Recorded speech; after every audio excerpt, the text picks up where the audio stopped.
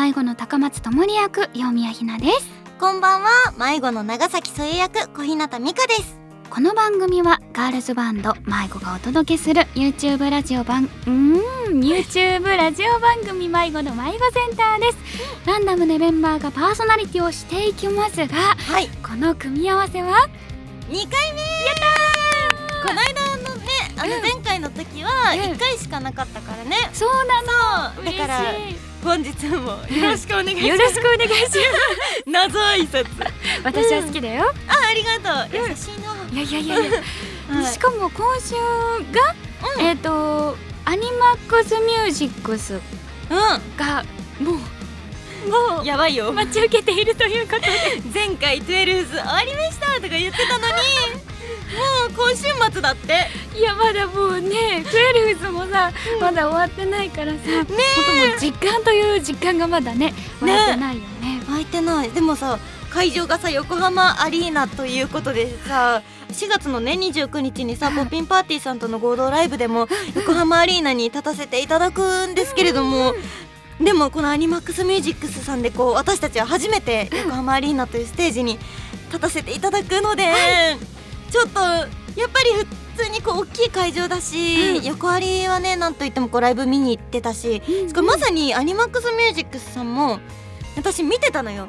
普通にライブとかすごい、そのアニ様もそうだし、アニマックスミュージックさんもそうだし、リサーニさんもそうだし、もうそんなフェスに出させてもらえるっていうことがすごく嬉しいから。すごい年になったね。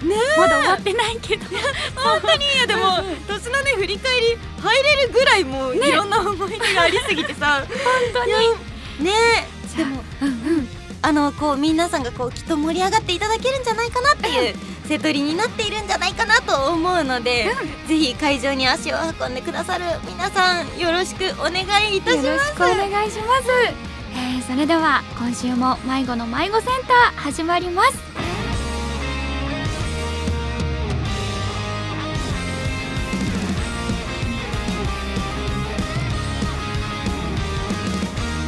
迷子の迷子センター。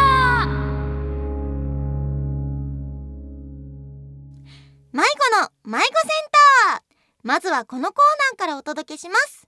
ふつおたのコーナー。このコーナーではあなたの日常にあったいろいろな出来事をお便りでもらって紹介していきます。概要欄と公式ホームページに迷子センターの手紙箱があるので、そこからお便りを入力してください。迷子に伝えたいエピソード、メッセージ、質問など何でもお待ちしています。はい、それでは早速メッセージを紹介したいと思います。お呼び出しネームゆうさんからいただきました。ありがとうございます。ありがとうございます。迷子の皆さん、こんまいごこんまいごこんまいご遅ればせながら迷子の魅力に取りつかれました。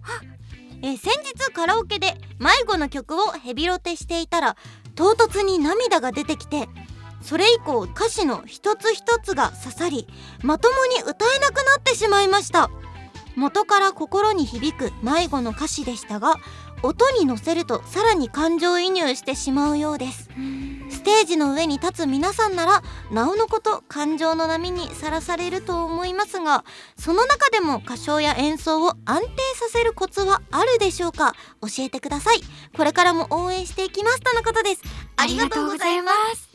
やっぱこうね、歌詞とかをさしっかりこう見てくださってたりとかさ、自分でこう解釈をしてくださってたりとか、それこそアニメを見て迷子のみんなの存在を愛してくださってるからこそきっと涙が出てきているのかなと思うので、ありがたいね。こんなに嬉しいね。迷子の楽曲愛してくださってゆうさん、どうようちゃん、それこそ感情移入しないと歌えないじゃないですか。そうなの、でもそれがすごく難しくて。そうだよね。自分として感情移入しちゃうと、自分のエゴになってしまうので、皆さんに聞いていただくときはやっぱりともりちゃんとして歌うっていうものを考えるとこれが難しいんだけど、やっぱり自分じゃない人として歌うからさ、無理やり上げていかないといけないところとか、喉をこう潰してでも感情を米米にしないといけないなとか、やっぱりいろいろあるから、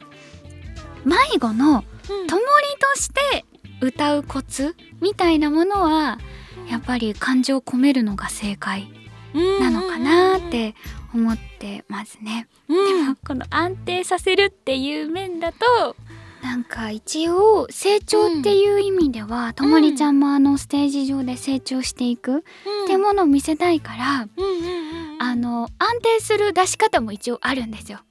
やっぱりこう楽器として自分のこう口の中を使うものとしてやっぱ広くこう空間を空けると言いますか、あと筋トレは大事ですね、すごく。そうだよね。そうそうそうインナーマッスルとか大事。そう、インナーマッスル大事ですし、全部感情を込めるとただワーワー叫んでるだけになってしまうので、そっかそっか。そう、叫ぶポイントを決めて他はまっすぐ歌うようにしたりとか、でもともりとして歌うのでまっすぐしすぎると良くないから、息を最後にふわって出す瞬間を出すと、すごい意外とその歌詞の意味がこう表現できたりもするっていう、技術面で言うとざっくりとするとそんな感じ。すごいね。いや、確かにめちゃめちゃ勉強になる。ありがとうございます。いや、みかんちゃんはベースを弾く上で演奏ね、これもちなみに安定の方になるのかな。ベースに関してはやっぱりリズム体って言われるすごい大切な部分になるから、そうだね、安定の方がやっぱり大事だから、でそれこそうち本当に感情移入しやすくて、そうなってくるとなんか一瞬自分の世界にファって入ってしまう瞬間があったりとかするの。でもそうなるとこう早めに早とちってしまったりっていうのがあって、それで悔しい思いを結構してきたから、今は割と1日に1回は必ずクリックで全部曲を通してからっていうのをライブのようにやったりはしてはいるんだけど、えらいクリックでね。でもなんかさ不思議なことにさ、ファってさ自分の世界に入っちゃってさ、でこうみんなの演奏とさズレがピシッて入った時に聞こえた時に、結構うち耳中も敏感なタイプなんだけど、そうなんかズレとかにも敏感で、そうなった時に一瞬でファって戻ってくるあかんあかんってなって安定して弾かなきゃっていうのもあるから、なんかいろいろね考えては弾いてるのかもしれない。ただどうした？さ熱い思いがあるからこそ音に乗る瞬間ってさ絶対あるじゃんか。でもさ理性がちゃんと保ってるから、いい音を出し続けられるっていうものもあるじゃんか。この安牌がすっごく難しいなってわかる。思って。でも、基本的にめちゃめちゃともりちゃんというかようちゃんがこう感情込めて歌ってるところは、うちも割ともう私も感情任せにしてる。特になんだけど、潜在表明の辛いた苦しいってのところは、もうあそこはね私も感情入れまくりでも弾いてるから、もちろんドラムをよく見て合わせるとかもあるんだけど、あそこはでも結構みんなの熱も上がってる感じするから、そこで冷静にはいられないんだよねっていうのもある。そうなんだ、ああいう演出じゃなくて、みんなも心からそうなってるんだ。なってる。でもそれってやっぱりようちゃんの歌い方とかに熱が入った瞬間にもうずっと多分熱は入ってるんだけど、そういう感情がこうより一層ガンって上がった時に、うちもこう一緒になって上がっていくの。だからやっぱようちゃんのボーカルってすごいなって思う。みんなも言ってるけど多分嬉しい。歌声のおかげなんだと思う。でもみんなの熱が上がる瞬間はすごく感じてて、それがこうどういうね表現の仕方でそうなってるかまではちょっとわからなかったんだけど、なんかみんなも心で感じ取ってもらえてるんだって今知れて嬉しいね。やっぱりやっぱみんなの心がね一つになってるのかもしれない。いや迷子やったー。いやでもなんてアドバイスしたらいいのこれはでももう音楽の難しさではあるんですが、そうだね、もちろん地道な練習もありつつ、でも本番とかで出せるものもあると思うので、やっぱり地道な練習ありきのそれだと思います。続いてのお便りです。お呼びなしネームコンコルドさんからいただきました。ありがとうございます。迷子の皆さん、こんまいご。こんまいご。私は寝ている時に夢の中のインパクトあるシーンでよく起きることがあります。少し前の話になるのですが、夢の中でサッカーをしており、自分が思い切りボールを蹴る場面がやってきました。そして夢の中でボールを蹴ると同時に現実の私の体も足を思い切り切り上げておりました、親指のつま先を壁に強打して激痛で目が覚めました。それが痛いねこれね、それから1週間は靴下を履くのも苦痛な日々を過ごしました。大丈夫？骨折れてない？これ大丈夫？痛いねこれねさて迷子の皆さんにお聞きしたいのですが、最近あった痛い出来事って何かありますか？季節の変わり目で体温調節など難しい時期になりますので、迷子の皆さんも体調に気をつけてお過ごしくださいといただきました。温かいお心遣いまでありがとうございます、ありがとうございます。いいね。なんか多分全力でサッカーやってたんだろうな。楽しかったんじゃないかなあ、でも痛かったのか。痛かったんだね。痛いんだね、きっとね。なんかある？夢の夢、なんだろう。でも、私結構超大作を見ることが多いから自分でも嬉しいことに、続きを見たいと思ってもう一回寝ると、ちゃんと続きを見れる確率が本当5割ほどありまして。5割待って5割そんななくない？いやでもさ大体さ続きって見れないものじゃん。まあね。でもさ2分の1の確率で見れちゃうわけなんですよ。だから見れてラッキーみたいな風に痛い思い出ではないんですけど。なるほどね、夢の中の話ね。そう。それで言うとうち夢でめちゃめちゃ最近よくあることなんだけど、二度寝すると絶対悪夢見る。これマジ統計取れてる 100% そう。統計 100% も 100% そう。いいんだね。休みの言い切っちゃって。言い切っていい。私みたいに2分の1にしとかなくて大丈夫？8割ぐらいにしとこう。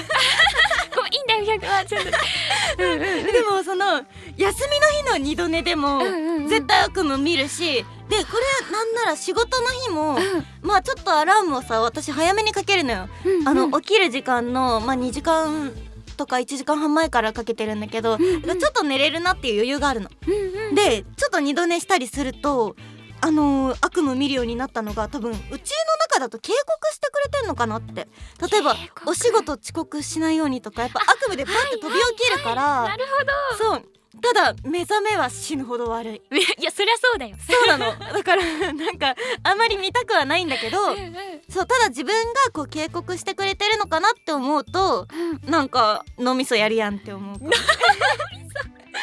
るやんってなってんだ。いや起こしてくれてありがとうなって思う。勇ましいな。でもなんか痛い出来事とかある？痛い出来事？私さでもさ、自分の番組でも言ってるんだけどさ、膝ぶつけることが多くて。なんかさずっと絆創膏じゃない？そう大丈夫？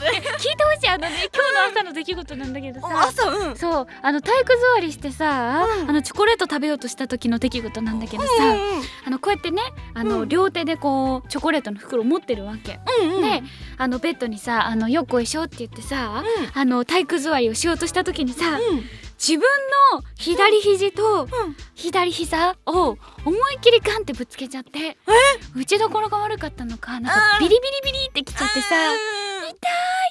それもまたよくぶつける方の左膝の方でさ、なんか大丈夫かな左膝。そう左膝でちょっと不安になっちゃうけど、でもこの硬いとこと硬いとこだからさ、痛いね。痛いの。ぶつかり合うとね。そう。やっぱこけなくても左膝何かしら痛みを感じてて大丈夫かな。お祓いしようか私。本当してほしい。こういうの家から持ってこようか。バサバサするやつしてほしい。バサバサ私に効果あるかわかんないけどやってないから。あるよきっと。そんなね痛い出来事、夢じゃないですけれども、皆さん気をつけていきましょうね。ということでこのコーナーではみんなからのふつおたを募集しています。みんなの何気ない日常のこと私たちに聞かせてください。たくさんのメッセージお待ちしております。それではこの辺りで曲を聴いていただきたいと思います。今週の選曲はみかんちゃんよろしくお願いします。それでは聴いてください。なんとあの曲いきますよ。迷子で呼吸。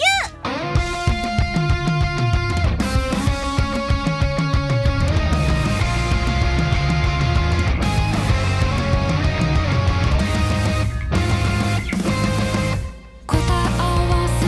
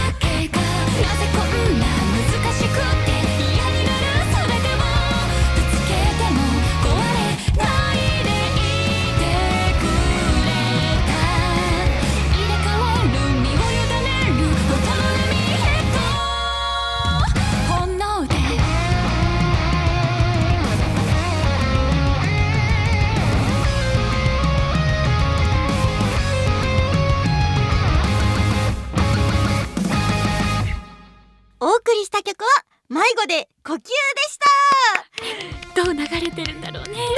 なんか私たちもまだカンパケいただいてないから聞いてなくて、でなんなら数日前レコーディングしたぐらいだったから。本当に？うちはそうなの。そこが流れてるかわからないから伏せるんだけど、とある部分が、ちょっと仮歌とまた違う表現をして、提案させていただいたところになるから、そこをみんながどうしてくれてるのか気になってて。あれかな、苦戦したとこかな。うちね、一番ねそのパートがねレコーディングに時間かかったの。でもね、新しい経験で楽しかった。本当？でもなんかちょっとめっちゃ反省モードにさ一瞬入ったりするじゃん。やっぱなんかこう時間かかっちゃうと。でなんかすいません練習してきますって言ったら多分一生使わないと思います。そうなかなかね、そういうそのリアリティあるものを撮るってなかなかないから。そうだよね、レコーディングならなおさらだよね。そうだからすごい貴重な体験だったなって思うし。私もです。なんなら今これねガルパのイベントでの楽曲となっているので、皆さんイベントを楽しんでいただけてますでしょうか。私も楽しみにしておりますね。はい、聴けるの楽しみにしてます。楽しみにしてます。迷子センターではあなたの好きな迷子の音楽とその理由やエピソードなどもお待ちしております。ファーストアルバム明晰派の感想もぜひ送ってくださいね。お待ちしてます。迷子の迷子の迷子センター。迷子の迷子センター。続いてはこちらのコーナーです。僕、私、迷子中。このコーナーではこれをやるか迷っているんだけどなかなか進み出せない、優柔不断で決められない、そんなみんなのメッセージを紹介するコーナーです。概要欄と公式ホームページに迷子センターの手紙箱があるので、そこからお便りをお待ちしています。それでは紹介していきましょう。お願いします。はい、ラジオネーム、ラジオネームじゃないねお呼び出しネーム、パンカレーさんからいただきました。ありがとうございます。ありがとうございます。迷子の皆さんこんにちは。こんにちは。私はそろそろ学生生活のほとんどを捧げたバイトを辞めるため貯金をしようと思っているのですが、ついついコンビニのお菓子やホットスナックに手が伸びてしまい、なかなか貯金をすることができません。どうしたら欲望に負けずに貯金をすることができるのでしょうか、といただきました。ありがとうございます。わかるね。これね、ホットスナックね。ホットスナックマジでなんか今の時期もそうなんだけど、ほんと買っちゃうのよ。買っちゃうね、これね。なんかさ、レジに並んでさ、もうちらつくのよね。いやでもね、そうなの。なんか食事制限とかしてたらさ、なんか低予算で低カロリーのもんないかなと思って入るのよ。わかるわかる。入ってなんかダイエットに良さそうみたいなやつをさ買ってさ、ふんって得意げにさレジに並んでたらさ、目に入ってきてさ、こうやって出してさ、あとチキンでとか言っちゃう。なんかさ、口が勝手にさ開くよね。そうなの。でもようちゃんもホットスナック食べるんだ。私最近ハマってるのがあって、大学芋が詰まっている大学芋まん、それが発売になりまして、ハマってね食べちゃうの。あ、そうなんだ。そう、甘いものが好きだから。しかもあれだよね、芋系も好きだもんね。そう、しかもようやくコンビニにさつまいもも並び始めて、そう、これはもう来ましたね、季節がと思って。確かにそうだね、増えてきたもんね。でもさつまいもは体にいいので。本当？まあダイエットにもいいっていうもんね。そういっぱい食べようじゃん。よければ。ごめんね、遮っちゃって。いや全然違うのよ。でパンカレーさんのさ、でもさ貯金をねすることができるのでしょうかっていう質問だったなと思って今。私たち全く違うことじゃ。ホットスナックで盛り上がって、むしろなんか進める方向性で言ってたよね。買ってみたいな。どうしよう。そんなコンビニの回し物とかじゃないです。そうです。貯金すること、じゃあどうやって貯金するか頑張って考えましょう。そうだね。じゃあ、ついついこうね手が伸びるって言ってるから、あれしたらくじ引き作って、3本に1本割り箸に赤色マークつけて、それを引くことができたら食べるみたいな。いい。なんかそういうゲーム形式にしたらさ、食べないって我慢もできるもんね。あとなんかね、アプリとかでもね、なんかルーレットできるやつとかもあるから、確かに食べる食べない貯金みたいな感じにしといて、2つはちゃんと食べないか貯金できるから。めちゃめちゃ頭いい。やったカンカレーさん、それぜひ実践していただき、私もそれを実践したいと思います。ありがとうございます。ありがとうございます。じゃあ次の方いきますね。はい。お呼び出しネーム花より迷子さんからいただきました。ありがとうございます。迷子の皆さん、こんにちは、こんばんは。こんばんは。かっこにね、こんばんはってね。そう、優しい。ありがとうございます。私には中学生の時に密かに思いを寄せている友人がいました。あら、知的で優しい性格に惹かれたのですが、勇気が足りず思いを伝えることなく数年が経ってしまいました。ちゃったんです。なんとまだ連絡先は残っているので、勇気を出して連絡してみたいのですが、もし無視されたらと思うと二の足を踏んでしまいます。どうか皆さんに背中をちょっとだけでも押していただきたいです、とのことです。そうですよね。なんかさ、それこそさ、送り方次第ではさ、発展するか、それともその世間体な会話で終わっちゃうかをさ決めちゃうさ、一歩になるわけだからさ。わかる。そりゃもうね、緊張しちゃいますよ。いや、あんまりさ、こうさ、自分もさ、誰かにさメッセージをさ送るっていう経験はないけど、やっぱりもし送るってなるとさ、ちょっと勇気いるよね。ちょっとどころじゃなく結構勇気いるの、友人でも。だからそれがこう思ってた人だったらなおさらな気がする。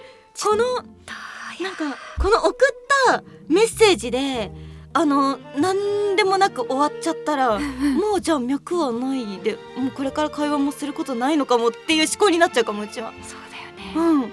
じゃあさ、数年前のお友達からどんな風に送られてきたら話しやすいかを2人で考えない？そっか、そういうね、あれを出してあげるのね。そう確かに。そうなんだろう。そうだな。でも私だったらなんだけど、お久しぶりです、中学生の時の何年何組何々です、みたいな感じで来てくれると嬉しくって、なんかそれこそさ、なんか久しぶりだけだと、どこの距離感で喋ればいいんだろうってなっちゃって。そっか。私結構考えちゃう人で、だからそれだったら向こうから距離感を提示してくれた方が、私も喋りやすくっていいなって思っちゃう。そっか。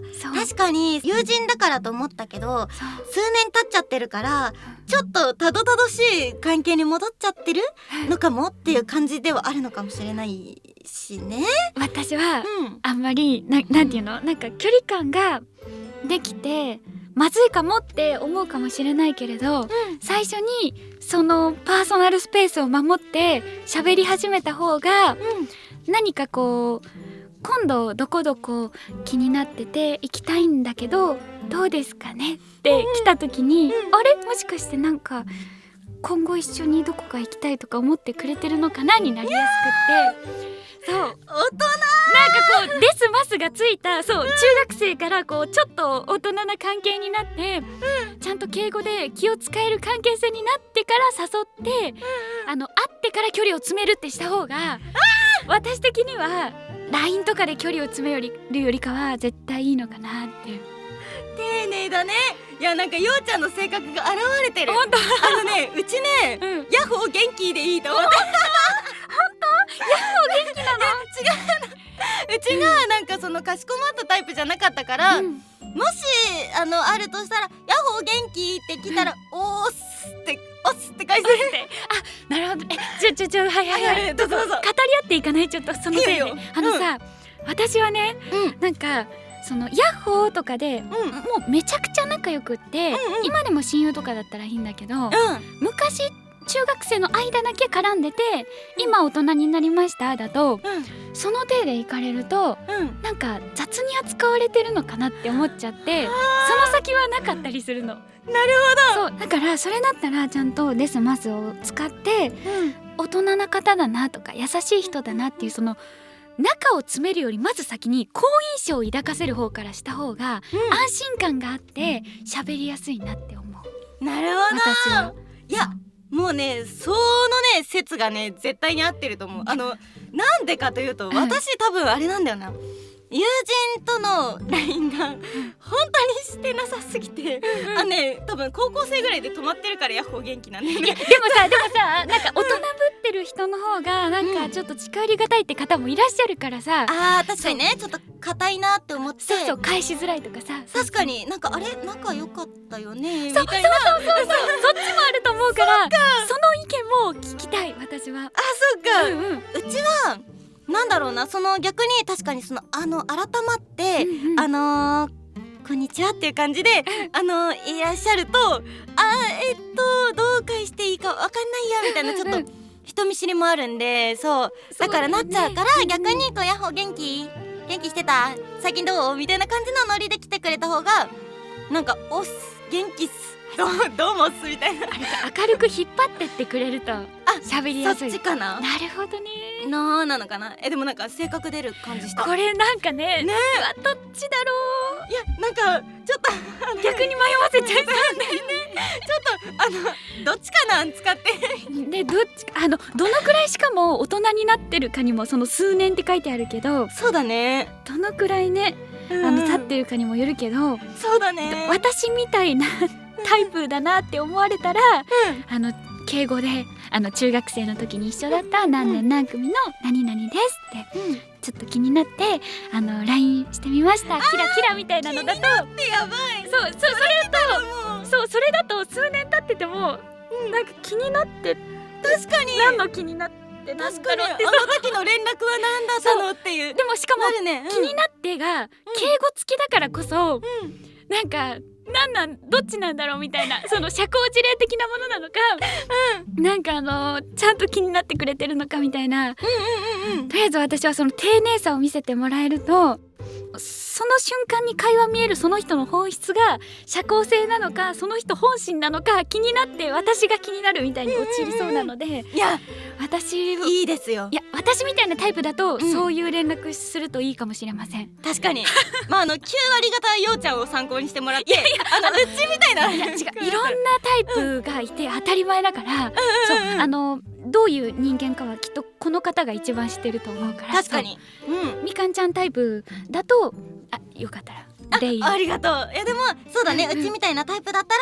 そういう感じで言ってくれると嬉しいって思う子もいるかもしれないし、こう背中を押していただけたらというのことなので、人生は本当に1回しかないから、後悔するならやってしまえという精神で生きていただけたら嬉しいななんて、私たちがね背中を押しますので。でもどちらにせよさ、急に来て無視することはないかなって私は思っちゃってて、そう来たら嬉しいんじゃないかなって思うよね。そうだからそれもちょっと安心材料にねしていただけたらなと思います。そうだね、ありがとうございました。うまくいきますように。ごめんね、うまくいきますようにだね。本当にもしよかったらまたメールで進展教えてほしいなっていう感じです。ということでこのコーナーではみんなの迷えるエピソードを募集しています。迷子のメンバーがあなたと一緒に迷います。あなたの迷子お待ちしております。